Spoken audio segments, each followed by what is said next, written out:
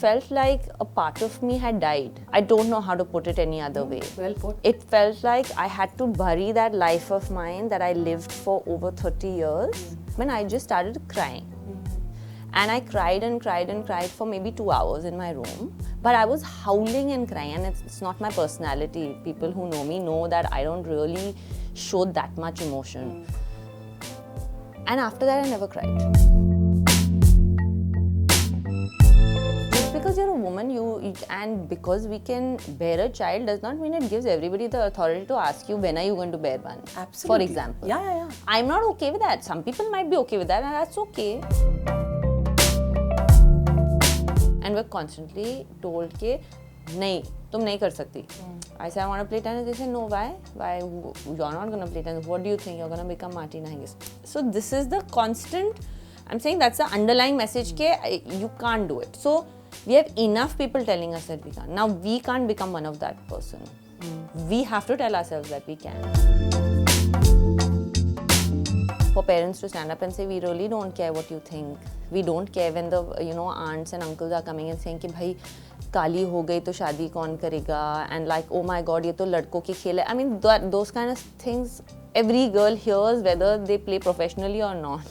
Don't go out in the sun, don't do this, don't play too much, you can't wear shorts and play with the boys, you have to learn this, you have to be more domesticated, like stuff like that. Being a young woman 30 years ago is probably the biggest challenge I've faced.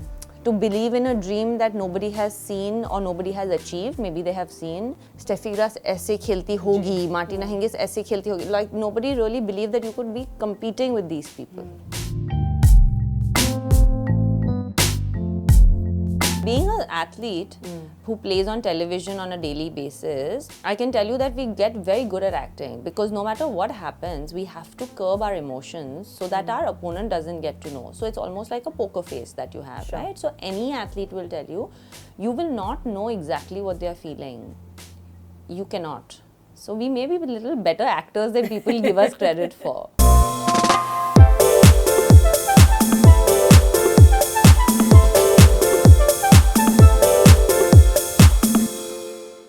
Hello everybody, I'm Rajani and welcome to Spotlight Sessions podcast. My guest today is so special. She's such an inspiration for young women in sports, for actually all genders. She has always lived her life the way she wanted to. She has battled all stereotypes and she is definitely one of the legends that we aspire, inspire and everything else. I'm talking about the beautiful Sania Mirza. Thank you for doing this. Thank you. Thanks for having me. For years now, we've heard about your journey, learned from it and discussed it because that's how difficult it is. At some point it was for women in sports and you chose to be such an inspiration for them. I'd like to start from there, Sania. Your journey as a little girl, of the things that you had to go through, that you had to battle to be where you are today and also continue being who you are. It's so difficult to maintain your identity when there are so many judgments around you, and I think you've done it all. Yeah, I think that the most important thing, which I have followed and I continue to follow is to be true to yourself. And now being true to yourself obviously sounds very cliche, कि हाँ, अच्छा, we have to be very true.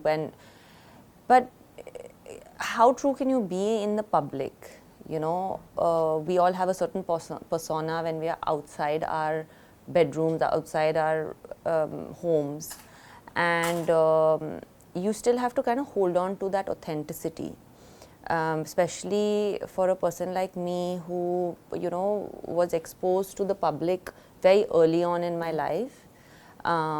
15 is I think when it all really began for me, and that was my first sort of rub my shoulders with the media, and then that relationship is still going the way it is. For so many years. It's been over 25 years now. So it's a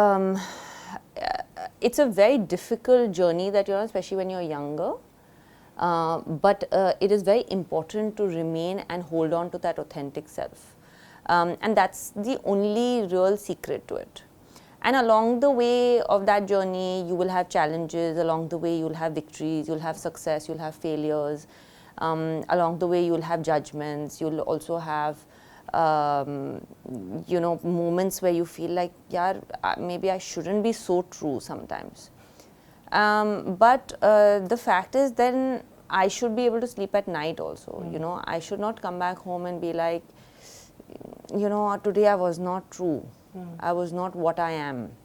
So that's why you have to accept that you won't be liked by everyone. You have to accept that, but there will also be a lot of love in the world for you. You have to accept that there are certain things that may not go according to what the norms of society are displayed for women, not what they actually are, but what they are, thought of for us. Ke women must be like this and must talk in this way or sit in this way or behave in a certain way. So if I was not a public figure also, I would be like this. That's why I feel very true, where I feel that even if I was not somebody who was being interviewed on a daily basis, I would still be the same person. And that's where I hold my ground, and I'm like, you know what, at least I'm being true to myself. And that's what I really mean by that. You were just talking about challenges. What do you think has been your biggest challenges in this journey, whether it is in the journey of fame, your career and everything? The toughest challenges that you had to face, according to you, and also the biggest judgments that you had to face. Of course, I mean, I know that you've handled everything with a lot of grace, but there are some moments that make you feel like, this will break you. But I feel like from your journey, I don't think that was the case. You only rose higher. Yeah, because I was true to myself. That's why I keep going back to that, because it's very important. Challenges are at different phases, different challenges. As a young girl, to find tennis courts was a challenge. To find people to practice with was a challenge. To answer for my parents when I was that young, to answer people and say, okay, when they had a crazy dream that my child will play Wimbledon, to tell them that, yeah, she is going to play Wimbledon and that's our dream, and people laughing at them was a challenge. So at different times of our life, we had different challenges, and that's how life is also. It's just that mine was out in the media, so it just feels, a lot of it was, not everything, but a lot of it was out there, and so that's why maybe it feels that, okay, she's gone through a lot, but everybody goes through things. It's just that it doesn't make the news every single day or every single week. But challenges to do something that is different, being a young woman 30 years ago, is probably the biggest challenge I've faced. To believe in a dream that nobody has seen or nobody has achieved, maybe they have seen. To believe in a dream of becoming a world champion, of winning Grand Slams and stuff, was just heard of. Like, we could only think, acha, Steffi Graf ऐसे खेलती होगी, Martina Hingis ऐसे खेलती होगी. Like, nobody really believed that you could be competing with these people. So I think that in itself, to actually make people understand and believe your dream, was a very big challenge. And I'm so fortunate to come from parents that were so ahead of their times, who didn't care. Who didn't care. It's not easy to be from a Hyderabadi family, which is so laid back in general as a city, to have a young girl, and we are a family of 2 girls, and for parents to stand up and say, we really don't care what you think. We don't care when the aunts and uncles are coming and saying कि भाई काली हो गई तो शादी कौन करेगा, and like, oh my god, ये तो लड़कों के खेल है. I mean, those kind of things every girl hears, whether they play professionally or not. Don't go out in the sun, don't do this, don't play too much, you can't wear shorts and play with the boys, you have to learn this, you have to be more domesticated, like stuff like that. Yeah. So, like I said, there were challenges, and there are challenges even today. It's not like a challenges khatam ho jate hain. There's still. आज की challenge क्या है, Sania? No, today's challenges are different. I mean, now I'm trying to find a different goal in life. It's more personal, and that in itself is a challenge. I'm an entrepreneur now. I run businesses. I've just I'm trying to do new things. I do TV. These are things that I have to learn, and it's not easy at 38 years or 36 years old when I started doing it to start learning new things in life. But that's the good and part about being an athlete. You get to retire twice in your life, and you're still young enough to learn new things. So today the challenges are within myself, within, being a parent is a challenge. Yeah. I mean, that's also a part of it. Of and course. and how to parent properly. There are things that we've never raised a boy in our family. He's the first boy, right? I mean, we Of come from a course. set of girls. Of So course.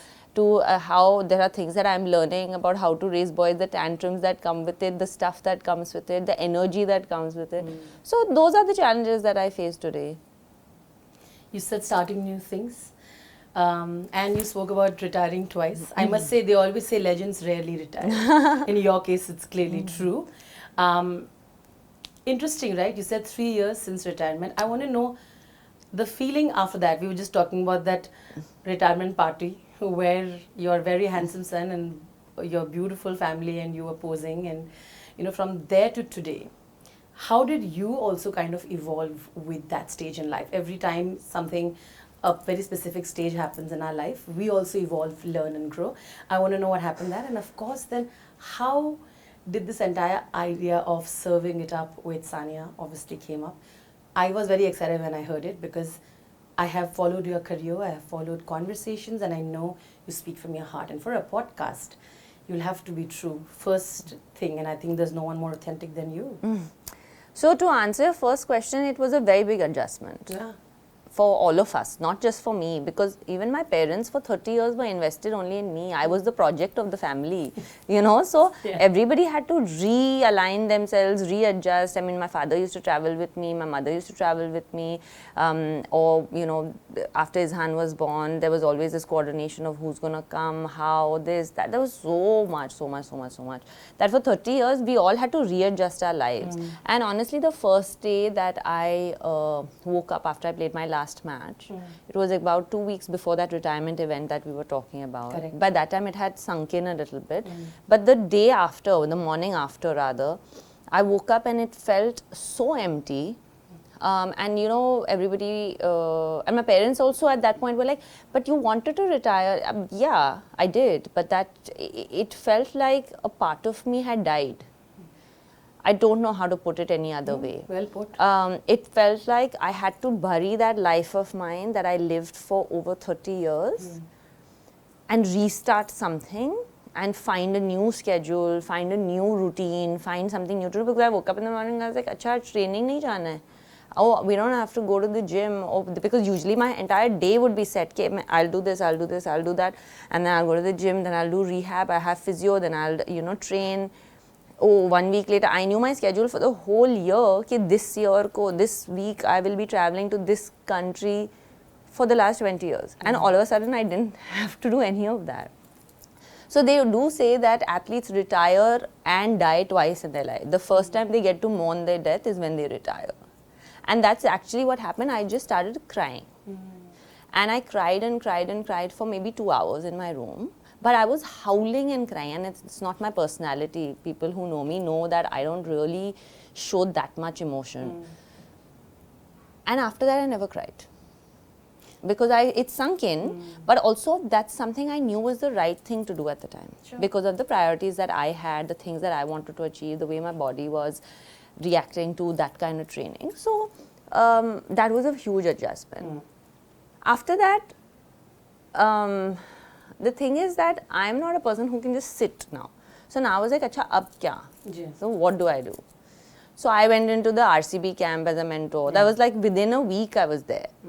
As soon as that finished, I then went into TV, into doing Roland Garros at Sony. I became the tennis ambassador for the channel. So I was super busy. So I was like, Arey, I'm the more busy after retirement now because at least there was a schedule. Now I was just all over. Then I was doing IPL, and that was the same year I was hosting a show on IPL, which was a different kind of like funnier show. So me and Danish Seth started hosting that. So I went for 40 days into that. So I actually didn't get time to understand what rest meant because I just went from back to back things. And it was a very big adjustment, I think, honestly, for my parents as well. Because they also had invested everything in me.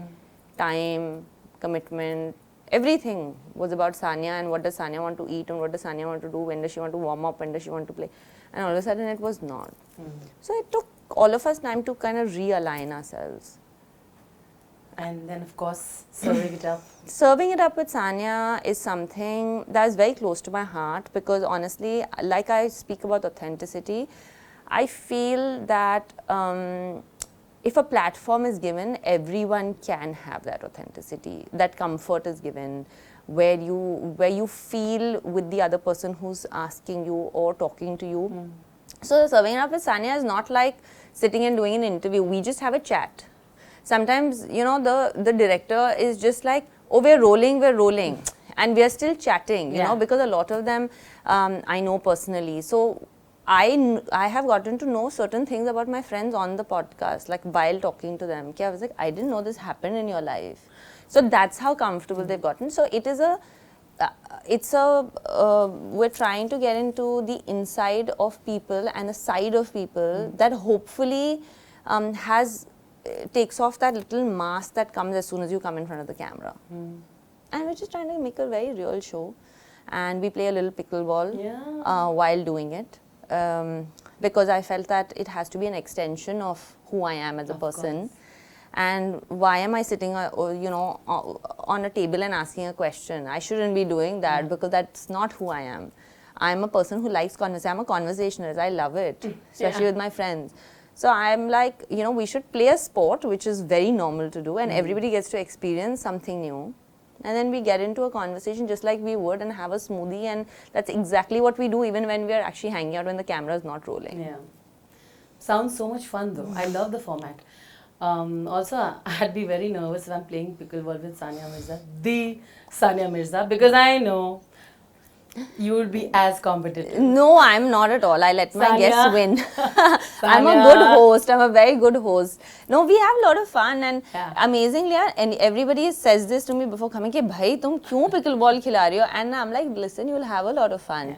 And they come and then they tell us after कि बस इतना ही खेलना था. We don't have to play more, So I just thought I've always liked to be different.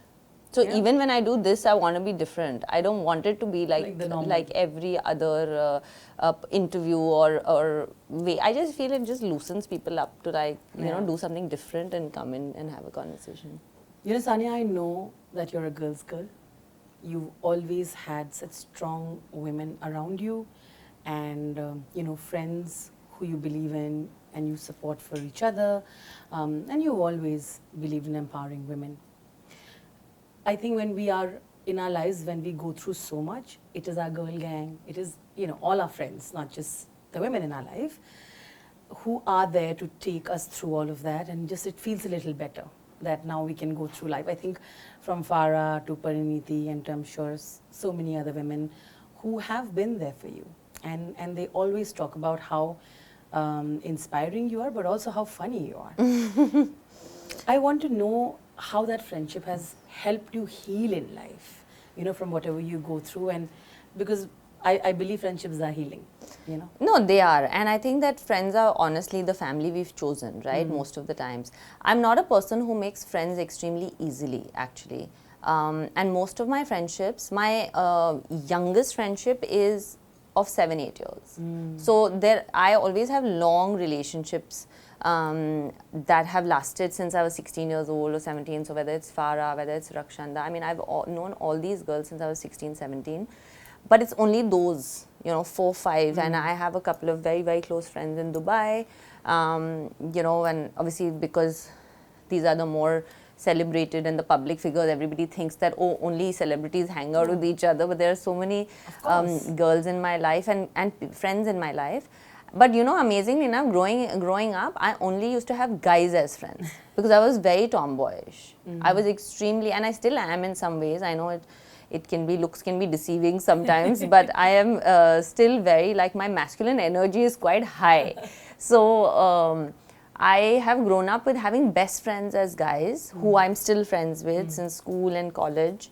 But now when I actually see, and when I go for Sunday brunch or when we plan, or people who I actually stay in touch with today, there's only a couple of guys, but there's more girls. But a lot of those women, and especially the ones that you have named, whether it's Ananya, whether it's Farah, whether it's Parineeti, they're all super high achievers. They're also super secure, independent women. Yeah.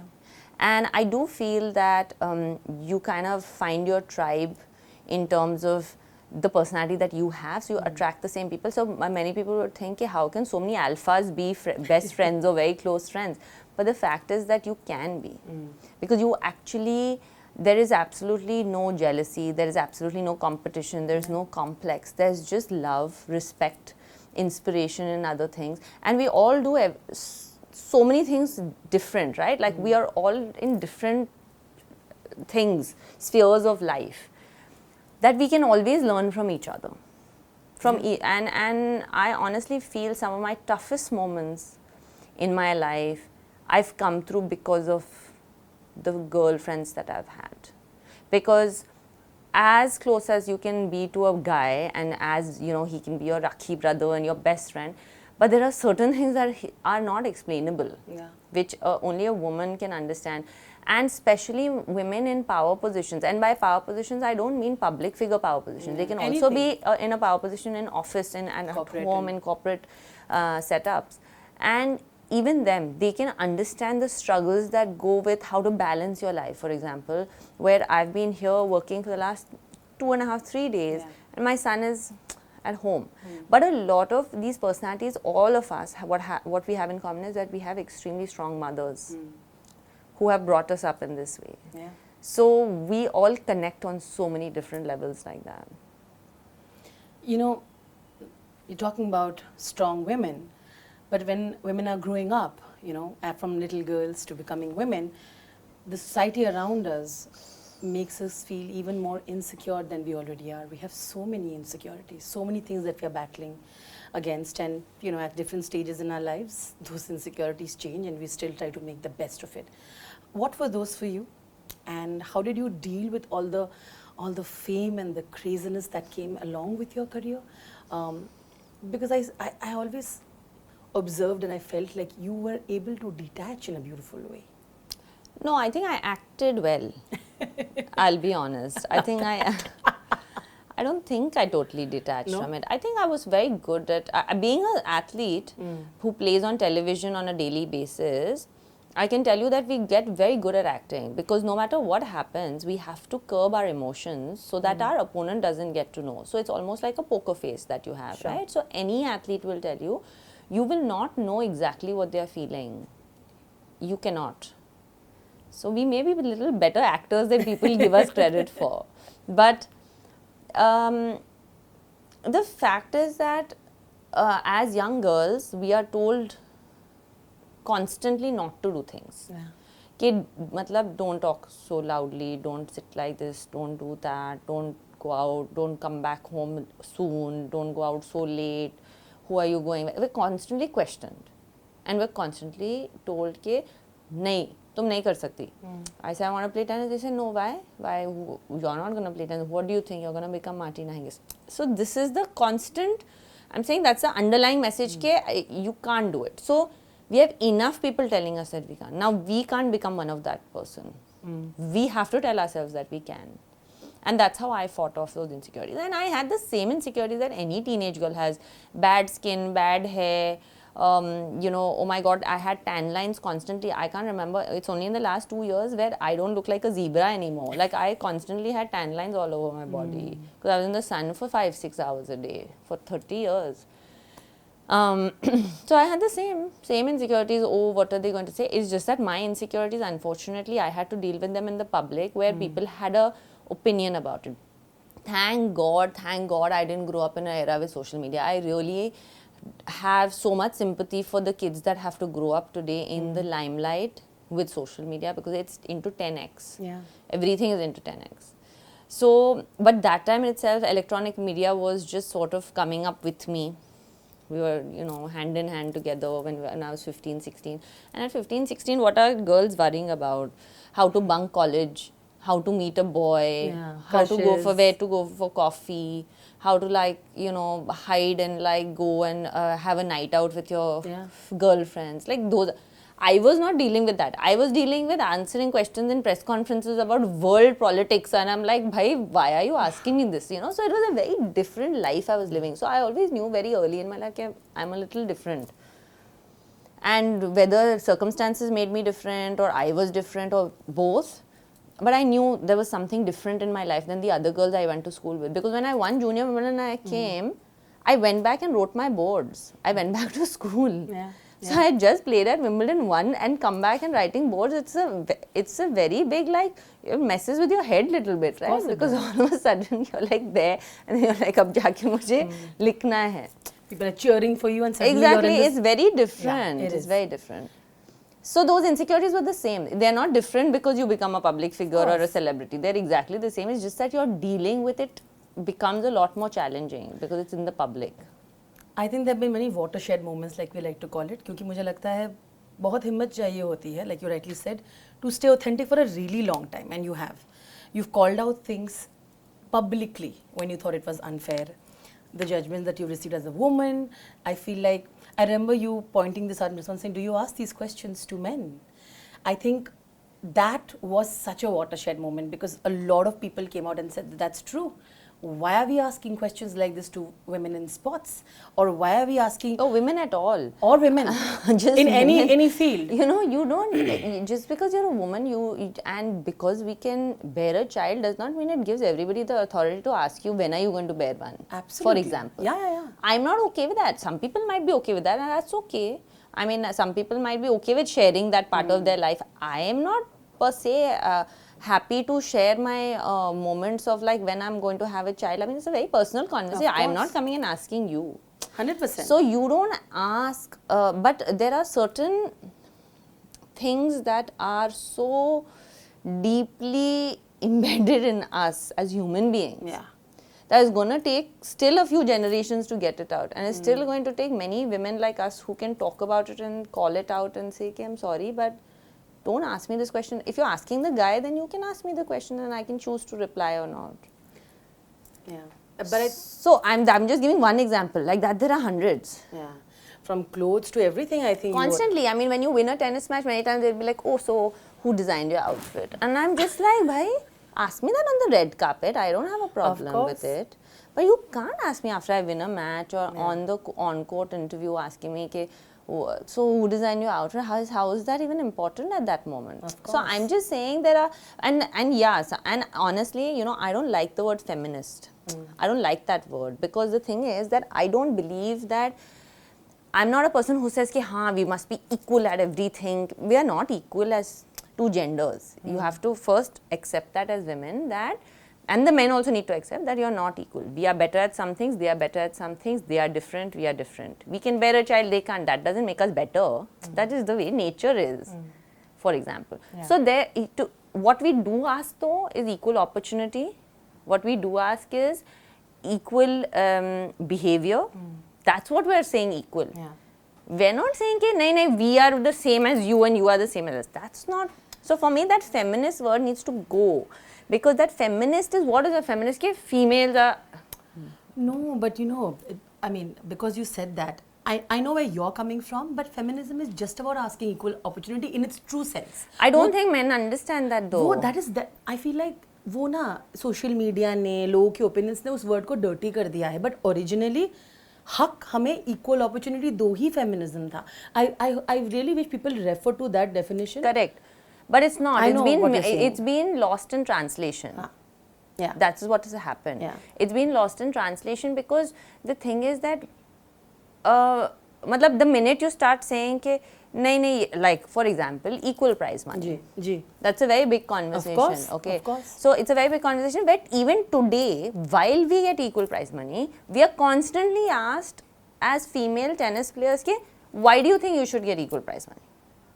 Do you understand? Yeah. So then they're forcing you to come out and say, okay, we should get equal prize money because we are also working. But why do we need to prove that? Of course, have to just कोई अच्छा खेल रहा है उसको उतना दो. That's it. Anybody that what a man puts in, if he has a team of 7 people, the woman also puts in the same.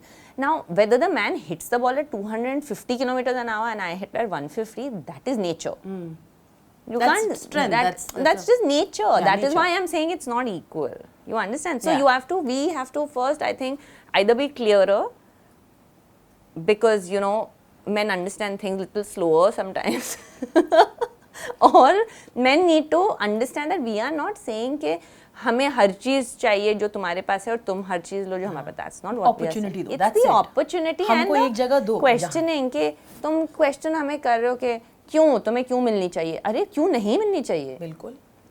We can also ask you, why should you get equal prize money as us? You should get less than us. We can also say, we have a child. For example, I can say, I have to travel with a child, how I had a child, I was pregnant, you were not any of that, so I worked harder. No, that's not how it works. Of course. Like you rightly said, but you have made an attempt. You know, you have had your life and your friends and you have not gotten caught in the trappings of fame like they said it. And वो बहुत मुश्किल हो जाता है. बहुत जन के saying कि we do struggle with it.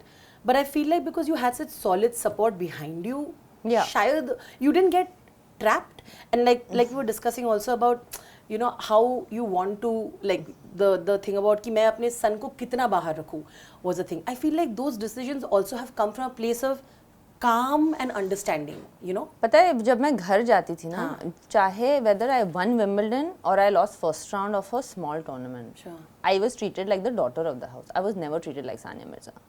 Till today. I don't go home and everybody doesn't lay a red carpet for me every time I reach home. Even though I don't live in that house, I live in, you know, I live between Dubai and here, and like literally I don't go to Hyderabad and my parents like, अरे भाई हमारी आँखों का तारा आ गया. That is not how it worked in our house. And that is why I stayed grounded, because they made sure that I was very much in touch with reality.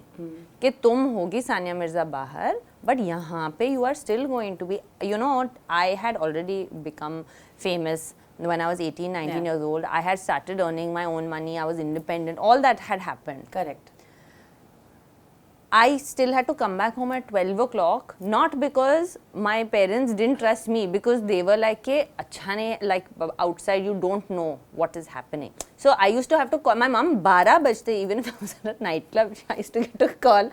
And my parents like, "Aa gaya Cinderella ka call." It was a joke. Yeah. And I was like, "Mom, can I come after 1 hour?" And she would stay up till I came back. You know? And that was only for safety reasons, not because, arey bhai, like you're a girl, you can't stay out. That was not it. It was more to do. This is what I'm also talking about 20 years ago. You know, it was different times at that point. So I'm saying कि वो नहीं चलता था कि सानिया मिर्ज़ा है. जो घर का rule था, I had to follow. No, 100%.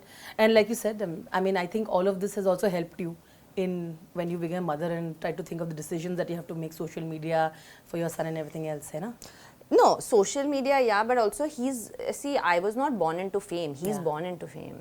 He has parents who are very high achievers. He lives with me where we are constantly photographed when we come to an airport or we come here, we go to a restaurant. He's become overly comfortable with it, which is great, but sometimes it's a little scary for me also because of how comfortable he's gotten with it. Yeah. So I have to find a balance. I have to find a balance for him to still normalize life, na? Because I need to tell him, okay, he's 6, 7 now, but when he's 15, 16, if he's thinking he deserves all this, he doesn't. He has to work for it. I worked for it. Yeah. Just because you're born into privilege doesn't make you privileged. Because you're born into privilege, you have to work harder to earn the fact that why you deserve to be privileged. Absolutely. On that note, thank you so much, Sania, for chatting with us. I think जाने से पहले एक attempt करूँगी मैं to ask you. I'm assuming some of your friends will be there. Yeah, lots. I'm assuming Farah is there for sure. How can we not have? We love you guys together. I mean, I'm not going to give you too much, but I'll give you that Farah is there because I feel the outside of me, she's a very, very authentic person. Of course. And we really relate on that, and I feel like, and she's been unbelievable on it.